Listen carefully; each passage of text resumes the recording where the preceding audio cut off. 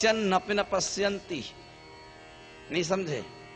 अर्थ नहीं समझोगे आप लोग। पश्यन नपि न पश्यन्ति, देखते हुए भी हम देखना नहीं चाहते। हमको दिखाई पड़ रहा है फिर भी हम देखना नहीं चाहते। पद पर बैठने के बाद दिखाई नहीं पड़ता और दूसरी बात कही कि सुनाई नहीं पड़ता।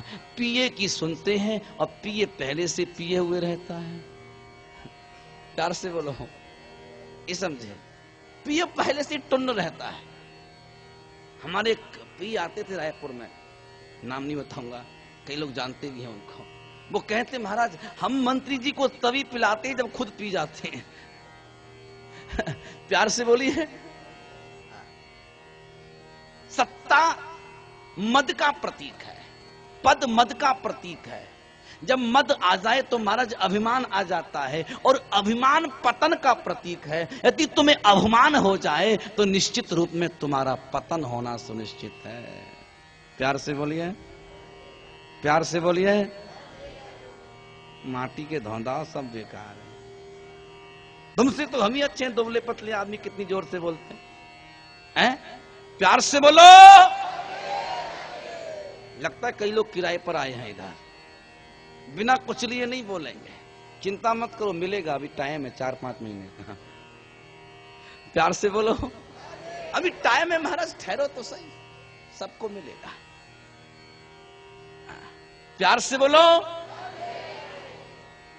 आज श्री कृष्ण पहुंच गए हैं, कंस का वध किया है। सबसे पहले कारागृह में पहुंचे, कारागृह में अपने माता पिता देवकी वसुदेव को बंधनों से मुक्त किया है। उसके बाद श्री कृष्ण उग्रसेन नानाश्री को बंधनों से मुक्त कर देते हैं।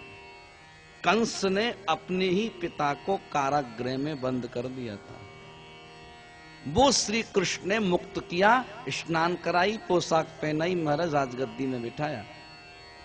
उसके बाद श्री कृष्ण गुरुकुल में पढ़ने के लिए गए और पढ़ने के बाद, मतलब पढ़ना तो सिर्फ एक अभिनय था।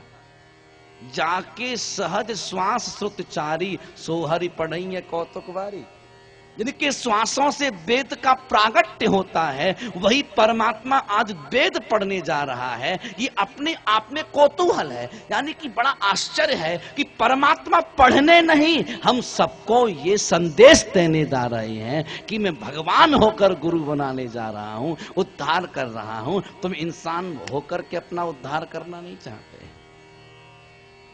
महाराज बिना गुरु के उद्धार नहीं होता। गुरु बिन ज्ञान न होए, गुरु बिन भक्ति न होए। बिना गुरु के ज्ञान नहीं, बिना गुरु के भक्ति नहीं। कितने लोग महाराज छत्तीसगढ़ में हैं जो बिल्कुल पूर्णतया नास्तिक थे, लेकिन हमारी भागवत ने उनको आस्तिक बना दिया। जो कभी अगरबत्ती नहीं लगाते थे, दिया बत्ती देखा नहीं था, लेकिन महाराज गली गली में कृष्ण नाम जब हुआ तो खिंच करके महाराज चला आया। हम तो कहते एक बार तू आ जा, फिर तो चंगुल में फंस जाएगा प्यारे, फिर छूटेगा नहीं। मतलब एक बार आ तो जा, कृष्ण शरणागत हो जा। जहां कृष्ण शरणागत हुआ तो कृष्ण गृहीत मानसा, फिर तो कन्हैया महाराज तुम्हारे मन का हरण कर लेंगे, तुम्हारे पास बचेगा क्या है? प्यार से बोलिए। भागवत के स्वरूप को हमने छत्तीसगढ़ में दिखाया है। हम जब भागवत करते थे पहले महाराज लोग हमें देखने कई लोग तो महाराज गौर से देखते थे, कई लोग पीछे से देखते थे। दाढ़ी मूछ थी नहीं, शक होती थी। प्यार से बोलो, नहीं समझे? प्यार से बोलो। लेकिन लोग पहले देखने आते थे, अब आश्चर्य है सब हमको सुनने के लिए आते हैं। अब सुनने आते हैं। लोग कहते हैं कथा श्रवण करनी है तो फिर राजीव नयन जी महाराज को बुलाओ। ये एक छत्तीसगढ़ में महाराज प्रचलन हो गया है। भागवत का पर्याय राजीव नयन और राजीव नयन का पर्याय भागवत हो गया है। आप बिलीव नहीं करेंगे, अभी वर्ष शुरू ही हुआ है, 20 भागवत का बुकिंग तो हमारे यहां हो चुका है। अकेले छत्तीसगढ़ की 20 भागवत कथाएं बुकिंग हैं। अब डर तब होता है मेरे को जब भागवत कथाएं शुरू होती हैं तो कितनी कथाएं लोग बुक कराने आते हैं, वो कब कैसे होंगे। 20 तो बुकिंग है महाराज, 4-5 तो रायपुर में ही है, फिर बिरगांव और इधर उधर और धमतरी और मंदिर हसौद, आरंग, अवनपुर, ये सब जगह कथा है। कृष्ण का पर्याय भागवत, भागवत का पर्याय राजीव नयन और राजीव नयन का पर्याय श्रीमद् भागवत। प्यार से बोलिए। श्रीमद् भागवत में लिखा है महाराज, श्री कृष्ण पढ़ने के लिए नहीं गए, वो तो सिर्फ एक संकेत देने के लिए गए हैं कि हम गुरु को बनाएंगे, गुरु का ग्रहण शरण करेंगे, तब तो हमारा उद्धार होगा। बिना गुरु के महाराज देखो, गुरु बिन ज्ञान ना हो। शास्त्रों में लिखा, असतो मां सत गमय, तमसो मां ज्योतिर्गमय, असत्य से सत्य की ओर जो ले जाए उसको गुरु कहते हैं। गुकारोस त्वंधकारोस्ति, रुकारोस त्वं निरोध कहा, जो अंधकार से प्रकाश की ओर ले जाए, असत्य से सत्य की ओर ले जाए, मृत्यु से अमृतत्व की ओर जो ले जाए, उसी का नाम तो गुरु है। सच्चा संत, सच्चा सदगुरु, सच्चा कृष्ण भक्त आपके जीवन में आएगा तो निश्चित रूप से तुम्हारे जीवन को परिवर्तित कर देगा। प्यार से बोलिए, प्यार से बोलिए। श्री कृष्ण पढ़ने के बाद आए,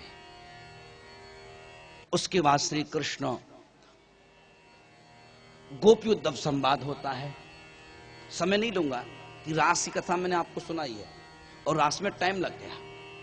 एक्चुअली जो कथा है 6 घंटे की होती है, 3 घंटा रास पंचाध्यायी सुबह और उद्धव संवाद शाम को 3 घंटा, इस टाइप की कथा होती है। आजकल तुम्हारा इजी हो गया है, आजकल कथा वाचकों को बहुत इजी, कोई टेंशन नहीं। 3 घंटा सुनाना है, उसमें भी चुटकुला सुनाना है, उसमें भी गाना सुनाना है, उसमें डांस भी मारना है। I am a disco dancer, सब चलना है महाराज। हाँ, इजी हो गया है। आजकल तुम्हारा 15 दिन में कथावाचक बना देंगे कहो तो। 7 चैप्टर लिखूंगा और तुमको दे दूंगा, बस बोलते जाओ, लेकिन गुम हो गया तो आफत हो जाएगी। एक भी चैप्टर गुम हो गया तो आफत कड़ी हो जाएगी। हमारे एक मित्र थे, हमसे बोले बाबा जी हम भागवत करने जा रहे हैं और हमको अनुभव नहीं है, क्या करें। नागपुर में भागवत में, चिंता मत करो सब मराठी हैं, 1-2 चैप्टर खोएगा तो भी चलेगा। प्यार से बोलो। अब जब भागवत कर रहे थे तो हुआ क्या, कृष्ण जन्म वाला चैप्टर गायब हो गया उठापटक में। अब कथा शुरू हो गई माखन चोरी लीला, कन्हैया का जन्म हुआ नहीं, माखन चोरी। अब श्रोता बोले महाराज ये हुआ क्या। बाजू में चेला बैठा, बोले गुरुजी क्या कर रहे हो, कहां से माखन चोरी। बोले क्या हुआ, बोले कृष्ण जन्म का हो। पलटा पन्ना, तब समझ में आया कि आगे बढ़ गए। प्यार से बोलिए। महाराज कथा तो वो है जो रोम रोम से निकले, कथा वो है जो रोम रोम से निकले, रोम रोम रोमांचित हो जाए, तुमको मजबूर करते महाराज श्रवण करने के लिए, वो कथा है। और हमारी कथा वही है जो तुमको रोम रोमांचित कर देती है। प्यार से बोलिए। आज श्री कृष्ण महाराज आए और बड़ा उदास, बड़ा खिन्न चित्त से बैठे। उद्धव जी ने पूछा क्या बात है। बोले मुझे गोपियों की याद आ रही है। ऊधौ मोहि ब्रज बिसरत नाहि, गोकुल वन उपवन सघन कुंज की छाही, ऊधौ मोहि ब्रज बिसरत नाहि। उत्तम मुझे ब्रज की याद नहीं जा रही, गोपियों की याद नहीं जा रही। उद्धव ने पूछा कि आप बताएं कैसे जाएगी। तब श्री कृष्ण बोले वो मेरी याद करना छोड़ दें तो मैं उनकी याद करना छोड़ दूंगा। महाराज अंदर का तार जुड़ जाए तो बाहर का मोबाइल किसी काम का नहीं है। और भक्ति का तार तो अंदर से जुड़ना चाहिए,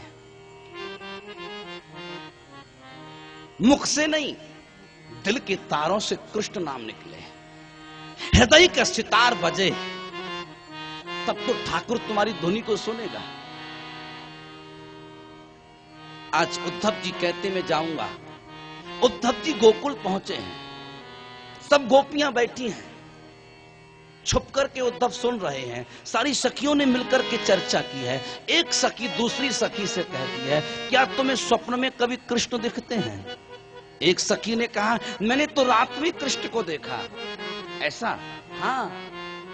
तब सब सखियों ने राधा से पूछा, क्या तुमने कृष्ण को स्वप्न में देखा? राधा ने पूछा कि स्वप्न कब आता है? जब नींद आती है तब स्वप्न आता है। जिस दिन से गोविंद मुझे छोड़ करके गए हैं उस दिन से नींद ही नहीं आई, तो प्यारे स्वप्न कहां से?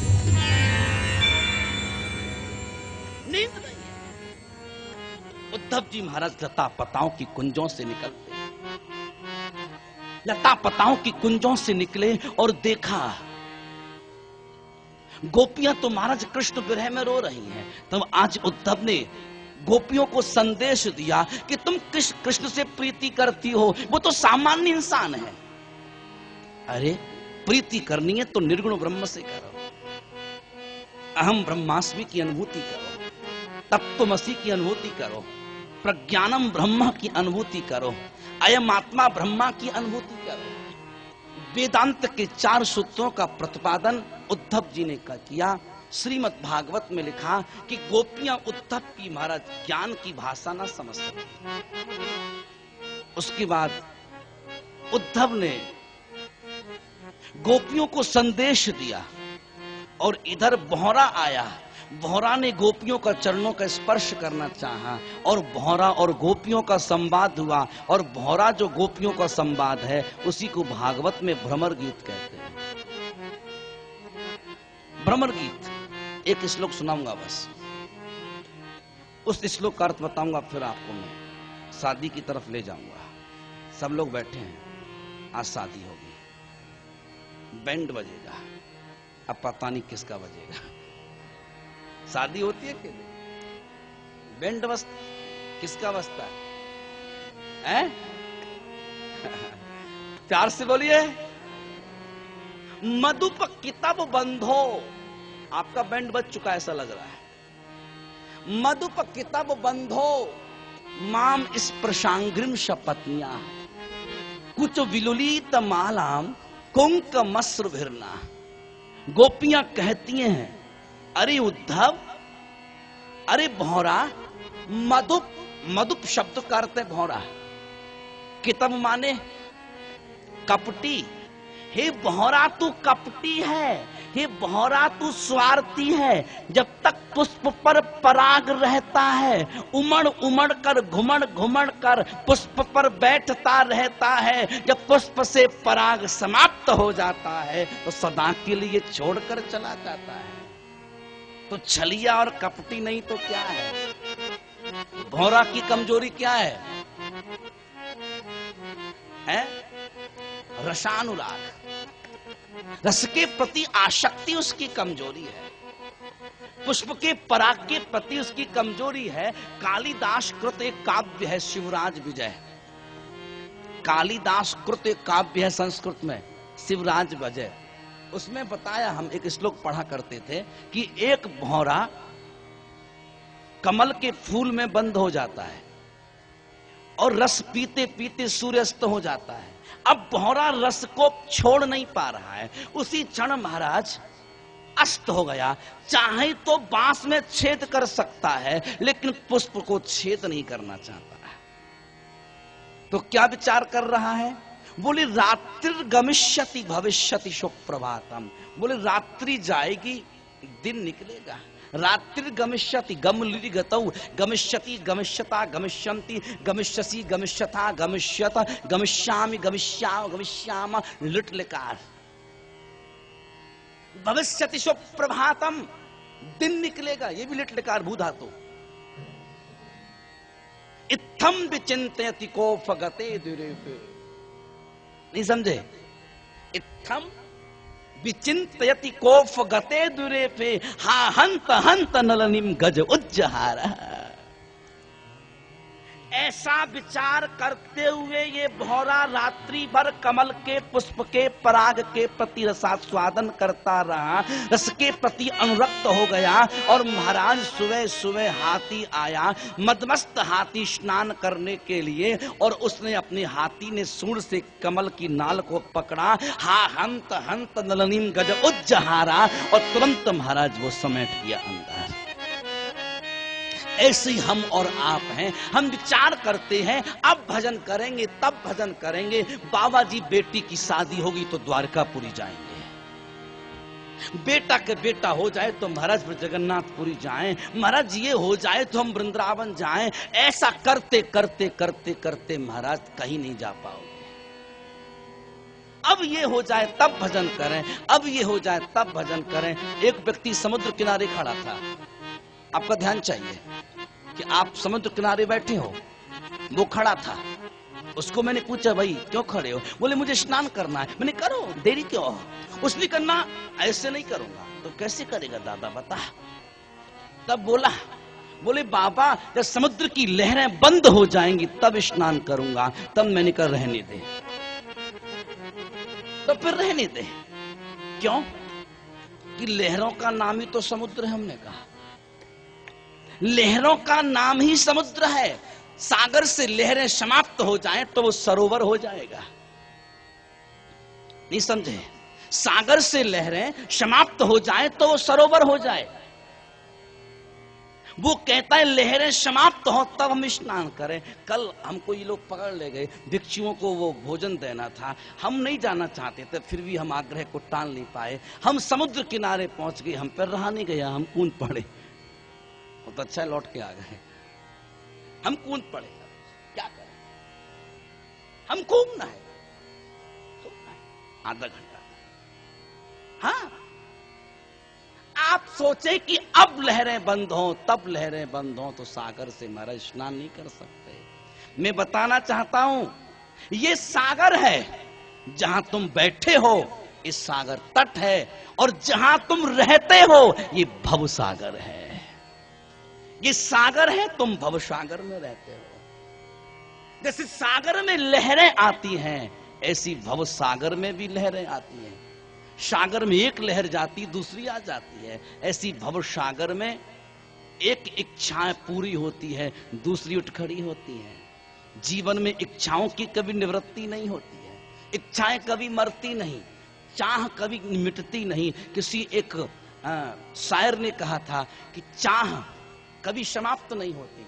चाह पैसों से, चाह आनों से आनों में आती रही।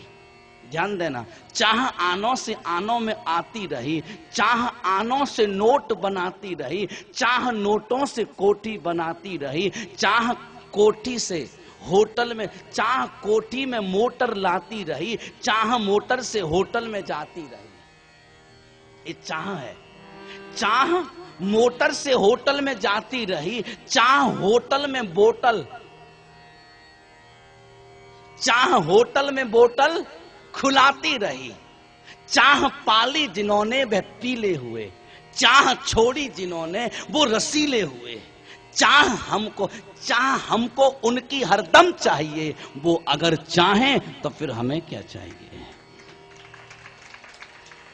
महाराज इच्छाओं की निवृत्ति कभी नहीं होती। ये भवसागर है, इसमें लहरें आती हैं, एक समाप्त होती है दूसरी उठ खड़ी हो जाती है। एक बात बताऊं, सागर देखने में अच्छा लगता है, हैं? पीने में अच्छा नहीं लगता है। आपने जल पिया? सबने पिया? स्नान किया कि नहीं? सबने किया? ना किया तो कल कर लेना, लेकिन मेरे जाने की बात करना। प्यार से बोलो। आपने पानी पिया होगा। सागर देखने में अच्छा लगता है, पीने में अच्छा नहीं लगता है। ऐसी संसार सागर देखने में अच्छा लगता है, जीने में अच्छा नहीं लगता है। जियोगे तो पता चल जाएगी, जीने में अच्छा नहीं है। किसी शायर ने कहा था, जख्म सह लिए तब पता चला, जहर पी लिया तब पता चला, इस जिंदगी से मौत अच्छी थी, जब जी लिए तब पता चला। इस जिंदगी से तो महाराज मौत अच्छी थी, जब हम जी लिए, हमको तो तब पता चला। पहले तो कहते ये हो जाए, वो हो जाए तो महाराज आफत खड़ी हो जाती है। प्यार से बोलिए। ये सागर पीने में अच्छा नहीं है, देखने में अच्छा है। भव सागर देखने में अच्छा है, जीने में अच्छा नहीं है। आप ध्यान रखना, इसमें लहरें आती हैं, इसमें भी लहरें हैं। सागर का तट होता है, सागर का आप इस तट पर खड़े हो जाएं, वो तट दिखाई नहीं पड़ता श्रीलंका वाला, दिखता है नहीं दिखता। आप सागर किस तट पर खड़े हो जाएं तो वो तट दिखाई नहीं पड़ता। ऐसी हमारी जिंदगी का एक ही तट दिखाई पड़ता है। जन्म का तट तो दिखता है लेकिन मृत्यु का तट दिखाई नहीं पड़ता। जन्म का तट तो हमें दिखा लेकिन मृत्यु का तट दिखाई नहीं पड़ता। लेकिन सज्जनों, एक बात याद रखना, यदि ये तट है तो वो भी तट है। नहीं समझे? यदि ये तट है तो नोट करें, वो भी तट होगा। यदि जन्म रूपी तट है तो मृत्यु रूपी तट निश्चित होगा। प्यार से बोलो। तो मैं आपको सागर के विषय में बताना चाह रहा था। अब सागर की तुम्हारा बड़ी विशेषता है। सागर को संस्कृत में कहते हैं रत्नाकर। रत्ना, जितने भी रत्न होते हैं महाराज कहां से निकले? 14 रत्न कहां से निकले? सारे मोती, सारे हीरे महाराज समुद्र से निकले। आजकल तो रिलायंस वाला गैस भी समुद्र से निकाल रहा है। आजकल तो रिलायंस वाला गैस भी समुद्र से निकाल रहा है। पता हमको चलता नहीं किधर से निकाल रहा है, वो निकाले जा रहा है। प्यार से बोलिए। तो महाराज ये संसार है। आप सोचेंगी तब भजन करें, अब भजन करें। यदि स्नान करना है तो लहरों के बीच कर, और भजन करना है तो संसार के गृह कार्य के बीच कर। एक शेड्यूल तय कर लो कि हम अब ये करेंगे, अब हम वो करेंगे, अब हम ये करेंगे, और साल भर में एक बार हम श्रीमद् भागवत की कथा सुनेंगे। कहीं पर भी जाएं, आप तीर्थ से यहां से जाओगे, घर में जाके अनुभव करना, आपको हल्का महसूस होगा। साल भर तक आपको एनर्जी मिलेगी, बैटरी चार्ज हो जाएगी महाराज। साल भर तुम नाचते रहोगे। और आज ही से तुम प्लानिंग करना शुरू कर दोगे, बोले अब तो महाराज द्वारिका जाना है। ये समझे? साल भर तक महाराज इसी सहारे हम दिन निकाल देंगे, हैं? और हमारा अच्छा टाइम पास होता है। किसी का हो ना हो, लेकिन हमारा तो जरूर होता है महाराज। और मेरा मकसद अपना व्यस्त समय देना है। देखो, संतों का मन खाली नहीं रहना चाहिए। खाली मन में व्याधा घुस जाती है। और हम इतनी भागवत कथा क्यों करते हैं कि मन हमारा खाली ना रहे। कोई ना भी आए तो भी हम कथा करते रहते हैं, उसी स्टाइल से करेंगे जैसा भी कर रहे हैं। हमारा कोई मतलब नहीं। आप आए तो अच्छी बात है, लेकिन महाराज हमें तो अपने ठाकुर को कथा सुनानी है। 1108 करनी है, 2 सुने, 200 सुने, 500 सुने, हमें तो अपने गोविंद से मतलब है महाराज। ये तो सांसारिक व्यवहार है कि आप आए तो आपको भोजन की व्यवस्था भी करनी है, रहने की भी करनी है, मीठा भी बोलना है, सब काम करना है। ये तो व्यवहार है। लेकिन असली जो उद्देश्य है वो कृष्ण भक्ति है। आपको भी हमें प्रेरित करना है कि तुम कृष्ण भक्ति में लगो। महाराज उद्धव जी जो थे, ऊधो सूधो है गयो सुन गोपिन के बोल, ज्ञान बजाई डुगडुगी प्रेम बजायो ढोल। उद्धव जी महाराज वापस चले गए हैं। ज्ञान थोता हो गया है, प्रेम भारी पड़ गया है, और आज श्री कृष्ण मथुरा पहुंचे हैं। उद्धव जी मथुरा पहुंचे हैं और श्री कृष्ण आज जरासंध के भय से रणभूमि को छोड़कर भाग जाते हैं। भगवान का नाम रण छोड़ राय पड़ता है। श्री कृष्ण आज द्वारका जाते हैं। द्वारका में कृष्ण की शादी होती है। बोलिए द्वारिकाधीश भगवान। विदर्भ के एक सम्राट थे भीष्मक, 5 मिनट बस। वहां के राजा थे भीष्मक, 5 पुत्र थे। रुक्मी, रुक्मरथ, रुक्मकेश, रुक्माली, रुक्मबाहु, बेटी रुक्मणी। बेटी का विवाह तय हुआ शिशुपाल के साथ। धूमधाम से तैयारियां शुरू हुई। रुक्मणी को पता चल गया कि मेरी शादी शिशुपाल के साथ हो रही है। रुक्मणी दौड़कर भाभी के पास गई और भाभी भाभी भाभी, मैं अपना ब्याह शिशुपाल के साथ नहीं करूंगी तो ननद किसके साथ करोगी? तब कहा मैंने तो मन ही मन कृष्ण का वर्ण कर लिया है। कृष्ण मेरे पति हो चुके हैं। भाभी ने कहा अब तो कुछ नहीं हो सकता, परसों तो दूल्हा आने वाला है, अब क्या हो सकता है? भाभी बोली कुछ नहीं हो सकता। रुक्मणी कहती भाभी जी आप चाहो तो बहुत कुछ हो सकता है। भाभी कहती मैं आई हेल्प यू, मैं आपकी क्या सहायता कर सकती हूँ?